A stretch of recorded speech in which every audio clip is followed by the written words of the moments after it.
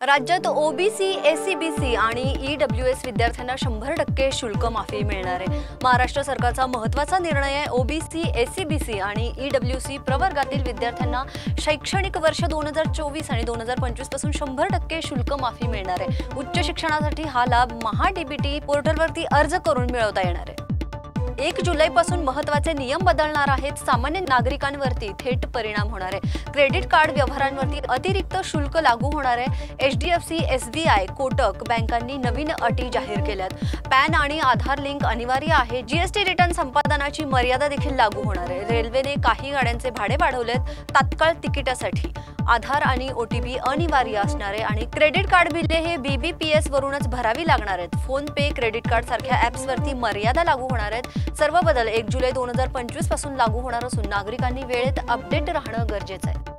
पुण्यातील वडगाव शहरीत एक धक्कादायक घटना समोर आली आहे। हुंड्यासाठी पत्नीचा गळा दाबून खून करण्याचा प्रयत्न केल्याप्रकरणी चंदननगर पोलीस ठाण्यात पतीसोबत सासू, सासरे आणि अन्य 6 जणांविरुद्ध गुन्हा दाखल करण्यात आलाय। हा प्रकार वडगाव शहरीतल्या सिलिकॉन बे सोसायटी परिसरात घडलाय, जिथे पोलिसांनी तपास सुरू केलाय। इतर आरोपींमध्ये कुटुंबातील सदस्यांचा समावेश आहे। पोलीस अधिक तपास सुरू आहे।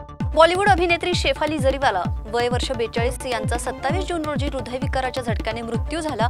तपासात असं उघड झालंय की त्यांनी उपवासाच्या दिवशी रिकाम्या पोटी अँटी एजिंग इंजेक्शन घेतलं होतं आणि ज्यामुळे रक्तदाब कोसळून कार्डियक अरेस्ट झाल्याची शक्यता वर्तवली जाते। पोलीस तपासात कोणत्याही गैरप्रकाराचं लक्षण आढळलेलं नाही। अंतिम निष्कर्ष पोस्टमॉर्टम अहवालावरून अवलंबून आहे।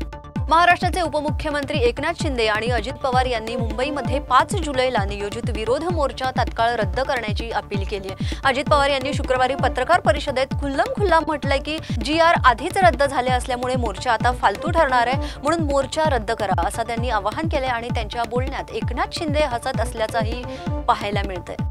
2025 आणि 26 आर्थिक वर्षासाठी आयकर कायद्यानुसार बचत खात्यातून एका वर्षात 10 लाखांपेक्षा जास्त रोख जमा झाल्यास बँक आयकर विभागाला नोंद म्हणजे AIR पाठवलेत आणि ज्यामुळे नोटीस येऊ शकणार आहे। दररोज एका ट्रान्झॅक्शनमध्ये 50,000पेक्षा जास्त जमा केल्यास पॅन आवश्यक असेल, नसेल तर फॉर्म 60 आणि 61 भरणं गरजेचं आहे। पुणे जिल्ह्यातील लोणी काळभोर परिसरात अचानक सार्वजनिक ठिकाणी इराणी ध्वज आणि इराणचे सुप्रीम लीडर आयातुल्ला खमोनी यांचे बॅनर लावले गेलेत, ज्याचा व्हिडिओ सोशल मीडियावरती व्हायरल झालाय। घटनेची माहिती मिळताच पोलीस दल त्या बॅनर आणि ध्वजांना त्वरित काढून टाकण्यात यशस्वी झालेत। ही घटना सांप्रदायिक शांततेच्या दृष्टिकोनातून चिंतेची बाब असून पोलिसांनी आकस्मिक कारवाई करून परिस्थिती नियंत्रणात आणली आहे। उत्तर प्रदेशच्या नगीना येथील खासदार आणि आझाद समाज पक्षाचे नेते चंद्रशेखर आझाद यांच्यावरती पीएचडी विद्यार्थिनी डॉक्टर रोहिणी घावरी यांनी लैंगिक आणि मानसिक शोषणाचे गंभीर आरोप केलेत। रोहिणीने आरोप केलेत की आझाद यांनी लग्नाचे खोटे आश्वासन देऊन जनहितासाठी त्यांना वापरलंय आणि त्यानंतर शारीरिक संबंध आणि मानसिक शोषण देखील केलंय। त्यांनी आता पीएम मोदींना मला न्याय हवाय असं पत्र लिहून तात्कालीन कारवाईची मागणी केली आहे, कारण महिला आयोग आणि पोलिसांकडे तिच्या तक्रारीला अद्याप जबाबदारी मिळालेली नाहीये। मोहरमच्या निमित्ताने 7 जुलै 2025 रोजी म्हणजे सोमवारी सार्वजनिक सुट्टी जाहीर होण्याची शक्यता आहे। जर चंद्रदर्शन उशिरा झालं तर सुट्टी रविवारऐवजी सोमवारी होऊ शकते। सुट्टी असल्यास काय बंद राहणार तर शाळा, महाविद्यालये, सरकारी कार्यालये, बँका, पोस्ट ऑफिस आणि शेअर बाजार। अंतिम घोषणा चंद्रदर्शनानंतर होणार आहे, त्यामुळे नागरिकांनी अधिकृत अपडेटची वाट पाहावी।